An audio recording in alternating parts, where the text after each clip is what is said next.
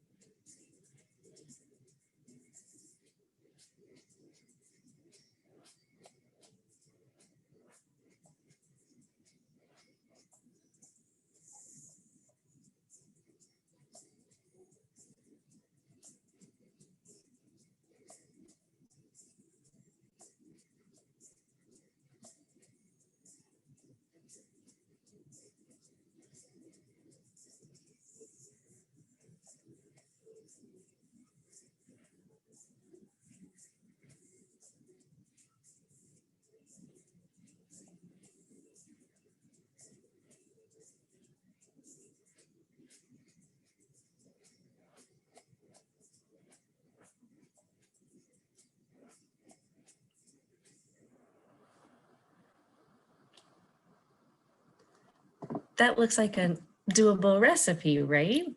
It looks delicious. And did you see the versatile ways you can use roasted vegetables with multitudes of different meals? It is kind of a staple in my house in the winter months. And then as we start thinking about upcoming holidays, and we might be cooking some different things for our families that we may not have cooked before, we want to know, is it done?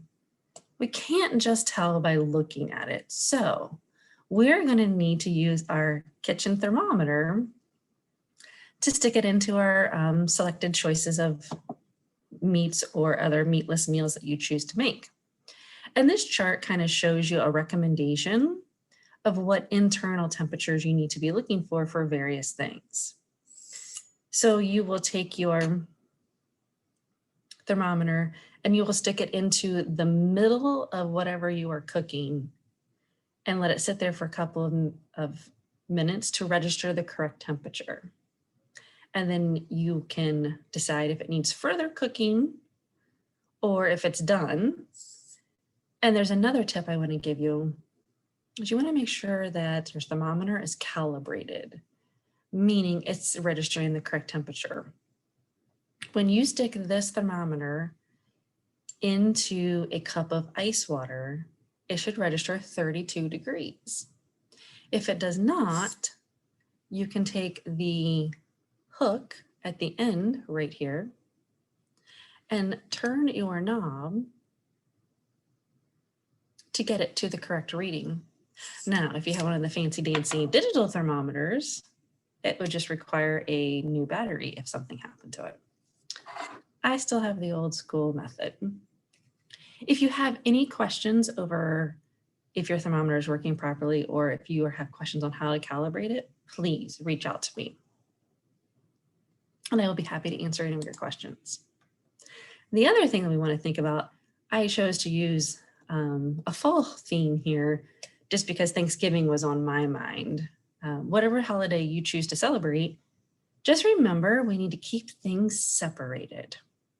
So when you use your cutting board, we don't want to use the same cutting board that we use to prepare any raw meats on it and then turn around and reuse it to slice up any vegetables or other things. So you want a different cutting board, or at the very minimum, wash it in between a raw substance and then something else that you want to prepare. I just wanted to remind you of that to keep them separated because we don't want to have an accidental contamination and make anybody sick. So please just kind of keep those safety tips in mind: clean surfaces, clean hands, and to separate our meats from anything else that we might be using on a cutting board. If you have some other ideas of recipes that you might want to check out, please visit celebrateyourplate.org, where you will find numerous recipes, some tips, a few more videos.